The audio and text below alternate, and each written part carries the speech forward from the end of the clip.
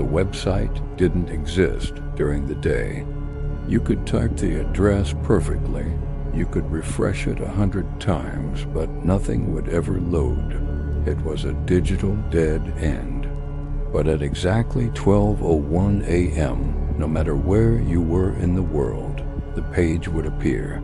And if you were still on it when the sun came up, you weren't supposed to talk about what you saw.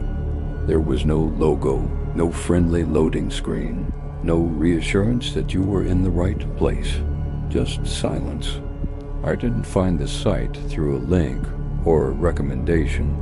I found it through a warning. Buried deep in an abandoned forum thread from years ago, someone had written, "If it loads for you, close it before morning." There was no explanation, no replies. Just that one cryptic line. The domain name itself looked wrong. It was too short, too clean, like something registered decades ago before the internet became crowded. Out of pure curiosity, I tried it. Nothing happened. The browser just spun and spun. I checked the time on my computer, 11:58 p.m. I figured, why not? I waited. At midnight exactly, the screen went black. Then stark white text appeared. There were rules. No sign up, no cookies, no terms of service. Just 5 simple lines of text. 1. Do not access before midnight. 2. Do not remain after sunrise. 3. Do not refresh more than once. 4. Do not share what you see. 5. Do not assume you are alone. Below them was a timer, counting down from 6 hours, and beneath the timer, a single button. Enter. I clicked it. The content wasn't violent. That's what confused me the most. There was no gore, no threats, no grainy crime videos. Instead, it was personal.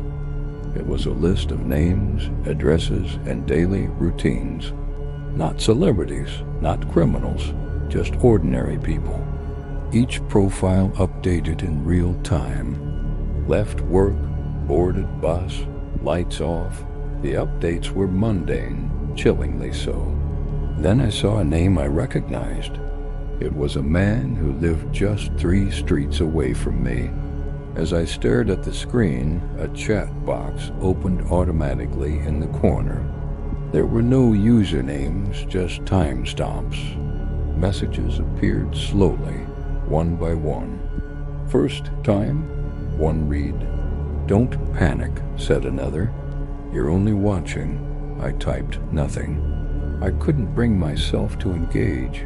A new message appeared. "They never do." That's when it hit me.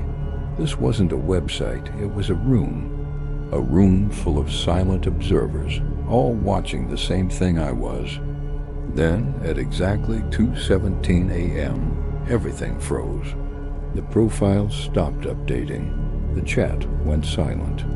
A banner appeared across the top of the screen. Tonight's selection is in progress. One profile, just one, expanded automatically to fill the page. It was the man from my neighborhood. A live camera feed opened. The image was grainy, the angle fixed, watching his front door from across the street. No one in the chat typed. No one needed to. We were all just waiting. At exactly 3 a.m., the feed cut to black.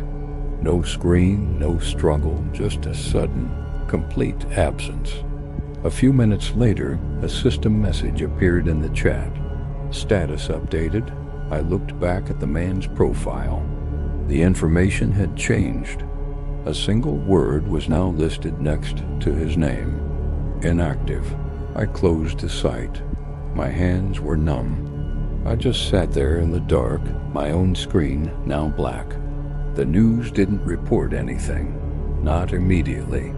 It took 3 days for a short article to appear on a local news site.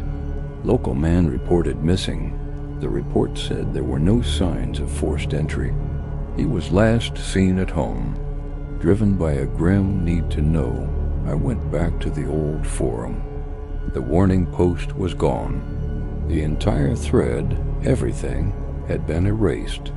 It took me a long time, but I eventually understood. Night isn't about the darkness. It's about fewer witnesses, fewer logs, fewer systems watching other systems. The website didn't operate in secret because it was hidden. It operated in the gaps, in the quiet hours between digital oversight and human neglect.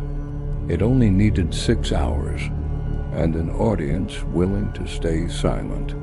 I checked the site one last time. At 11:59 p.m., it didn't load, just like before. At midnight, the screen went black, and the timer appeared again. But this time, the list of profiles was shorter, and one of them had my name on it. The timer keeps counting down, and somewhere, right now, someone is waiting for midnight. Thanks for watching. This is Dark Trace.